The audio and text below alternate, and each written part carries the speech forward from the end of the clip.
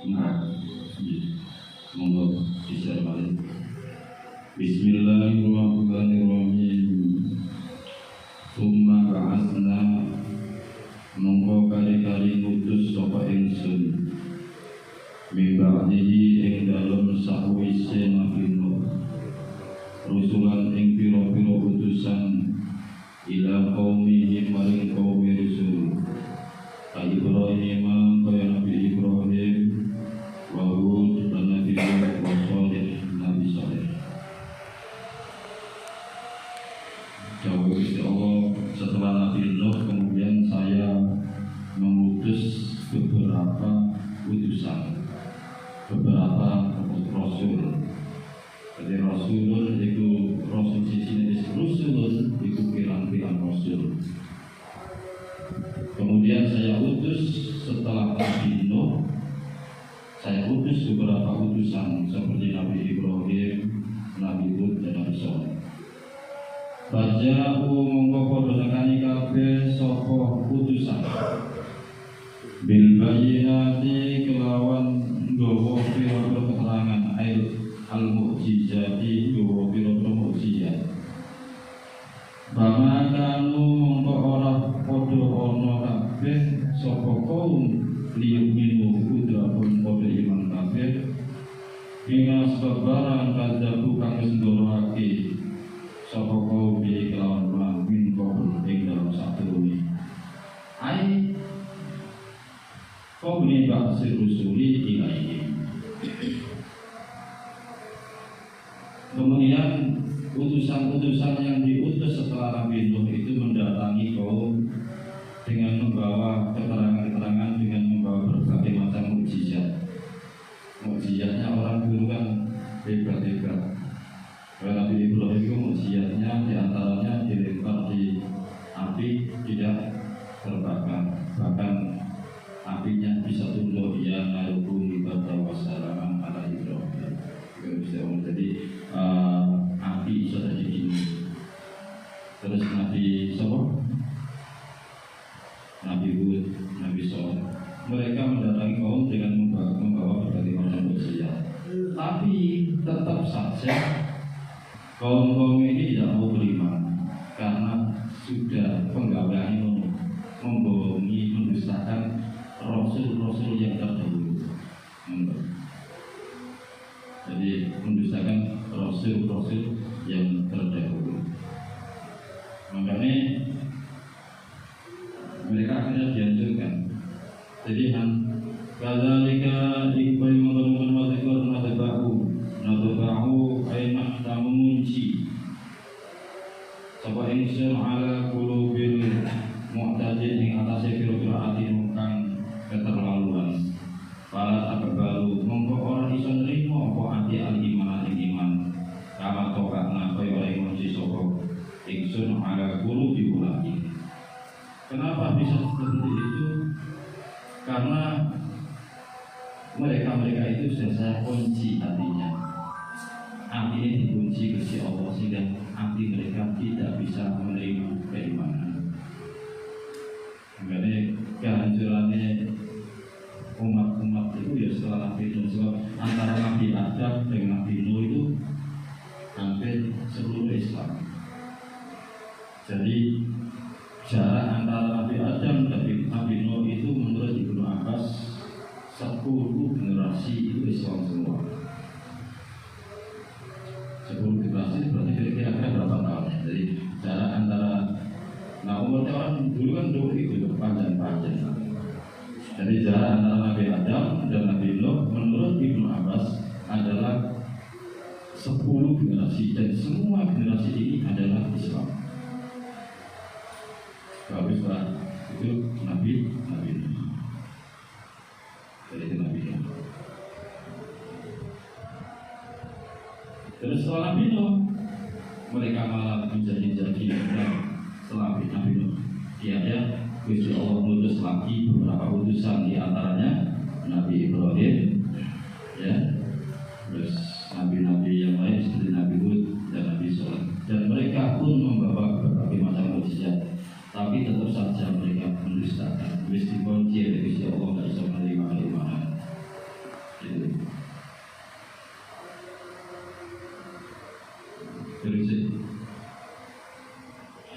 Suma bahasna mongko kari-kari ngutus sapa ingsun mibadihim ing dalam sakwise rusul mau. Kemudian saya mengutus setelah utusan-utusan tadi, saya utus rusul lagi, beberapa utusan lagi, di antaranya mibadih Musa ing Nabi Musa wa Harun lan Nabi Harun ila Fir'auna maring supaya ngejak Fir'aun, istilahnya ini zamane Fir'aun wa malahi lan pira-pira begini Fir'aun ai kaum Fir'aun bi ayatina kelawan gawa tondo-tondo ingsun apis akan songo apis ikan songo pasrah baru mongko padha gumedhe kabeh anil imani sang iman bima biha kelawan ayat wa kanu lan ana sapa kaum dadi kaum muslimin kang dosa kabeh begitu. Jadi setelah itu didatangkan Fir'aun, yang mana Fir'aun itu diutus pada waktu zamannya didatangkan Musa, itu zaman Fir'aun. Fir'aun itu kan banyak, mulai dari Fir'aun sing sadis zamannya, ya zamannya Nabi Musa, dan termasuk Nabi sing anti Nabi Musa itu, karena Fir'aun itu ketakutan akan datangnya orang yang akan mengkudeta kekuasaannya. Lalu ternyata yang ditakuti itu ternyata hidup serumah.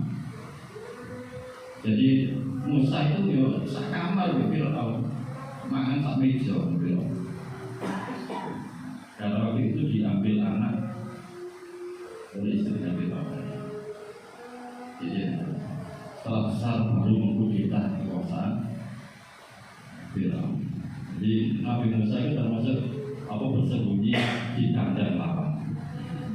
Jadi bersembunyi paling aman itu bersembunyi di kandang lapang. Jadi biasa mana barang Nabi Musa waktu kecilnya, tapi besar-besarnya mengkudeta kekuasaan Fir'aun. Nah Fir'aun terlalu sakit sampai ngaku Tuhan. Bahkan diceritakan dalam kitab lain, Fir'aun itu pernah mana Gusti Allah, mana Tuhan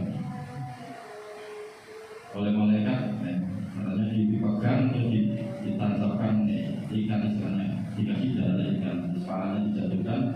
Nah, akhirnya Fir'aun memproklamirkan diri sebagai Tuhan telah mati. Jadi, Tuhan telah mati.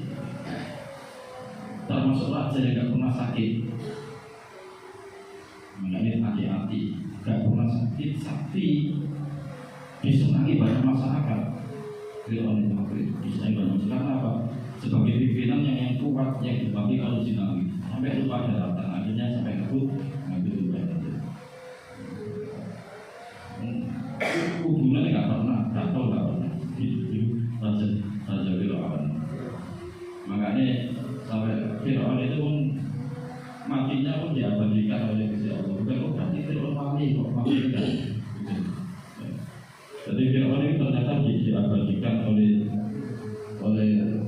Gusti Allah. Dan itu ditemukan oleh arkeolog. Justru yang menemukan bukan orang-orang Muslim. Ahli arkeolog ditemukan sekitar tahun 1996. Karena mereka meneliti Al-Quran, ya, di dalam surat Yunus ini ayat berapa itu? 96 enggak? Coba lihat Yunus 96 enggak? Al-yawma nunajjika bi badanika litakuna liman khalaqaka ayat. Nah, itu 96. Ya.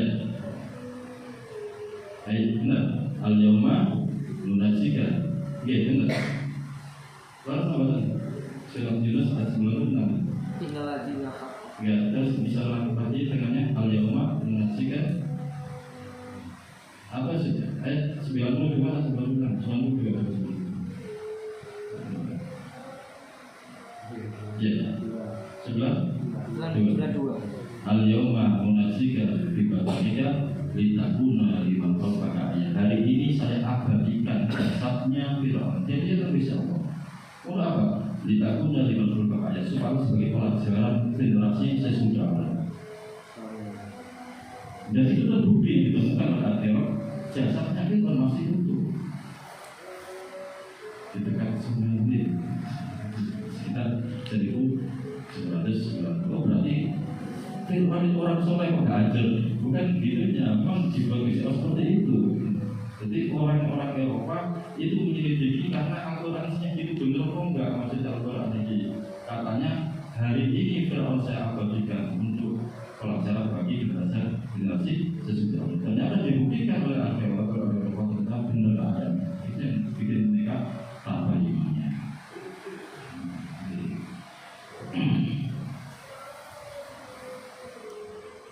Luar biasa.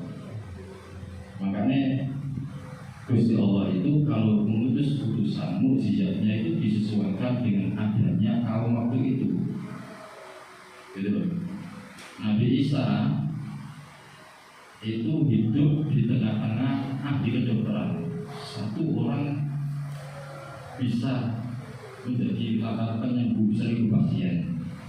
Beda dengan sekarang. Dokter saya belum bisa menjadi pasien. Jadi Nabi Isa itu hidup di zaman para ahli kedokteran, sehingga Nabi Isa usianya menjadi seperti itu, bisa menyembuhkan orang penyakit lepra, bisa membuka mata yang tertutup sejak lahir dan sebagainya. Gitu. Nah, Nabi Musa diturunkan mukjizatnya karena hidup di zaman orang-orang yang ahli sihir, bahkan sekitar 1000 ahli sihir di sayembara didatangkan oleh Fir'aun untuk menghadapi satu Nabi Musa. Gitu. Saking sadisnya orang ahli sihir itu dukun yang dikumpulkan oleh Fir'aun untuk melawan Nabi Musa itu setelah kalah mereka dibantai oleh Fir'aun. Apalagi setelah kalah dengan Musa ingin beriman dibantai. Dibantai oleh Raja Fir'aun.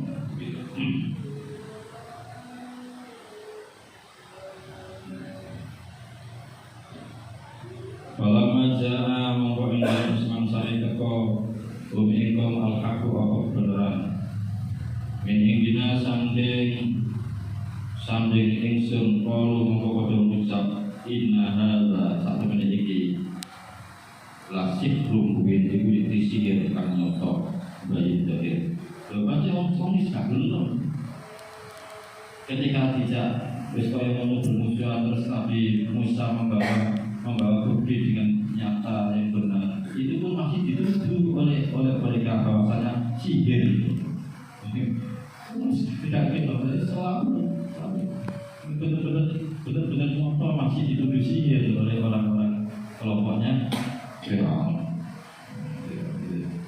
Kala dawa Musa sapa Nabi Musa atakuluna ana ta padha ngucap sira kabeh lil hakim al beneran laman jaa ing dalem semangsane teko ing sira kabeh innahu lasikrun asikrun hada Allah iki sihir wa qad aflaha teman-teman beruntung nang sapa wong ataken nekani bikam iki wa lan batal sakrobus siklus sakro apa sih yang disini. Apakah engkau akan mengucapkan bahwasanya kebenaran ini kamu katakan apakah ini sihir? Itu kata Nabi Musa, apakah ini sihir? Padahal orang yang ahli sihir itu pasti kalah. Orang yang ahli sihir itu pasti kalah. Makanya jadikan ini musuh-musuh disantet itu gak satu dia semua orang betul atau semua orang insya Allah menang. Coba-coba dia sampai bong sing biasa yang diundang nyampe guna-guna termasuk. Insya Allah bisa kalah BKB bisa kalah. Kalau santri ya ngomong di musuh gak kalah santri ini sampai bong sing durhaka, bong sing duwe belajar berarti santri ini ngomong nih pondok turut kok gak belajar gak tahu wiritan itu gak tahu wiritan gak tahu nama Allah sampai kalah ya bong sing api gak dirusuhin apa wala yufliku lan ora untuk asahiru lan sapa pira-pira sing ahli sihir Dan orang-orang yang ahli sihir tidak akan beruntung. Jadi sihir itu ada. Sihir itu ada. Ya, sekarang terjadi dengan medsos tidak mengakui adanya sihir itu juga mengingkari adanya seperti ada sihir, maka ada namanya. Bahkan ada malaikat pun yang diutus oleh Allah untuk mengajarkan sihir, yang tujuannya untuk mengetes manusia. Ini loh isong ini, tapi konsekuensinya oleh. Jadi tidak semua itu trik dan trik ada. Ini namanya pembodohan, pengikisan terhadap ilmu. Ada sih itu ada, cuma tetap kalah ya. Bukan itu sudah itu tidak memang. Itu pengikisan ilmu. Karena banyaknya orang yang aslinya tidak berilmu tapi berbicara.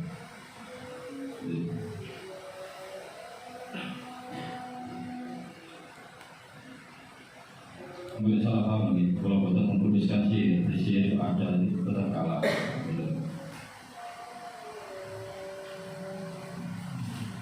Kalau mengkokodo nusak soko kaum Fir'aun, acita, ono to siro, na ingito vital Pitana drapun mewake siro na ing ingsun.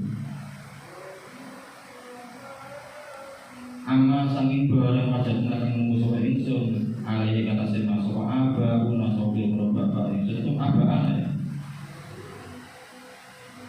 Wataku nalan ono sopa siro laku ma iblis siro al-kibriya atau piro kekuasaan. Wahai Musa dan Harun ini begitu kan?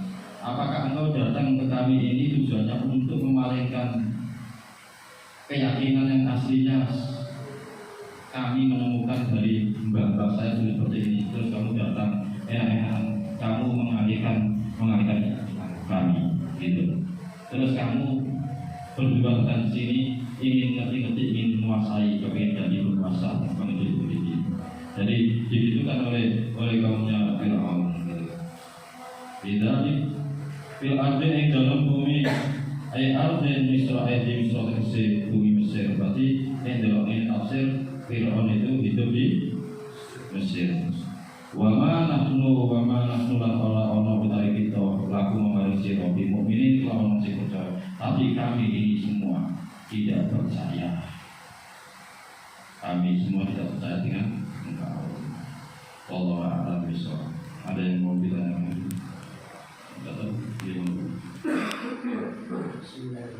Assalamualaikum warahmatullahi wabarakatuh. Ini kan kalau itu kan sampai nanti.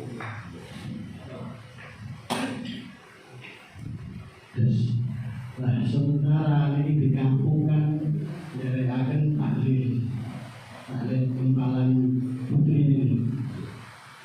Terus sambut asar. Ketika itu sambut asar.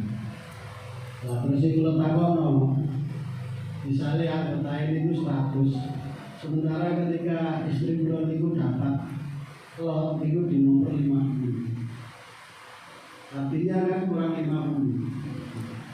Nah, ini sing kalau takono, sing 50 ke depan itu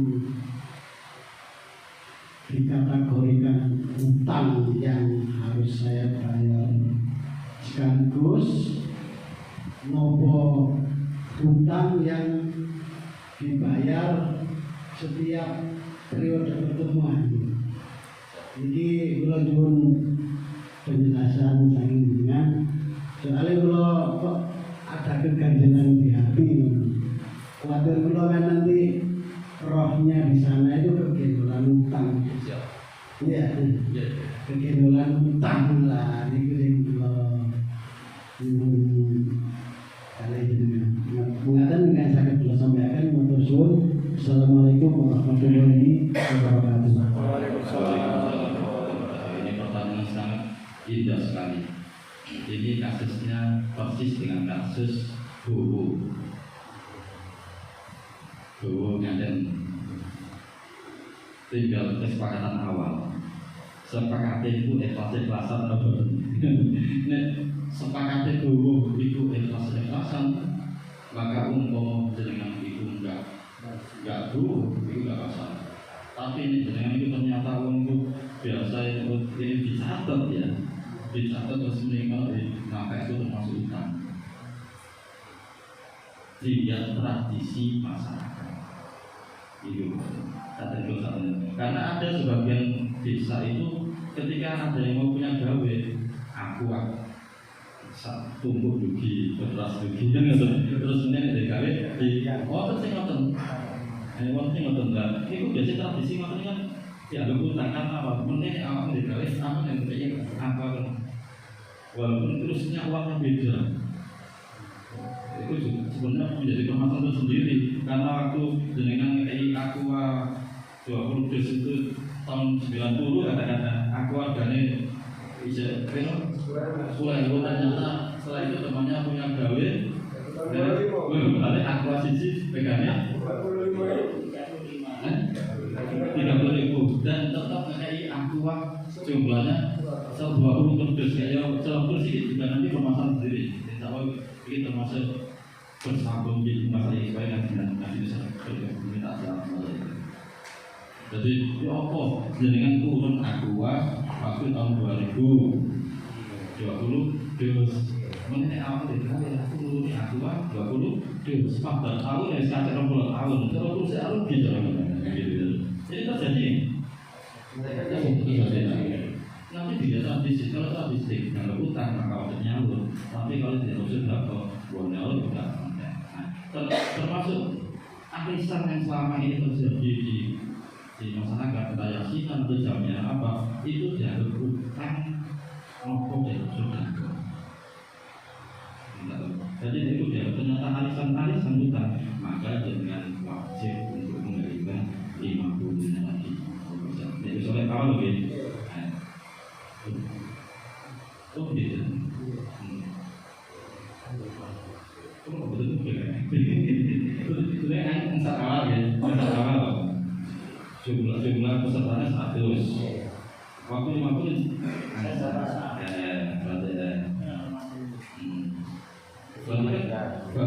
Baru utang. Nanti utang tetapi tergantung tradisi kampung lagi. Kalau mungkin masuk utang ya enggak. Kan enggak mungkin langsung bahkan sih enggak akan gitu. Walaupun tapi selama ini terjadi dan gini masyarakat asal jamiah itu kayak utang. Berarti ini jangan enggak utang enggak terpakai apres banget jangan sawu. Ini apres banget ini kan sangat berat cara buat itu. Masuk dulu dulu. Bayar dulu. Langsung full. Maupun menyesuaikan kalau dan juga ada teknik. singular wajar kan nanti kalau gitu ya nanti rohnya di sana itu kan belakang belum memang utangnya iya itu bahaya jadi uangnya enak deh utang supaya semangat ini semoga menurut saya tidak benar. Apa yang jenengan nggak diutang, nggak semangat murid bapak ini. Apa nggak itu?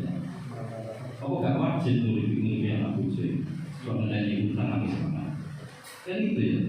Karena uangnya diutang supaya semangat dalam kerja. Apakah jenengan ketika nggak punya utang nggak semangat murid anak bujuk ini? Jangan pernah sering nulis perkara-perkara sing menyesatkan. Tetap walaupun nggak punya tetap punya kewajiban untuk memberikan anak bujuk, masa semangat tidak gagal.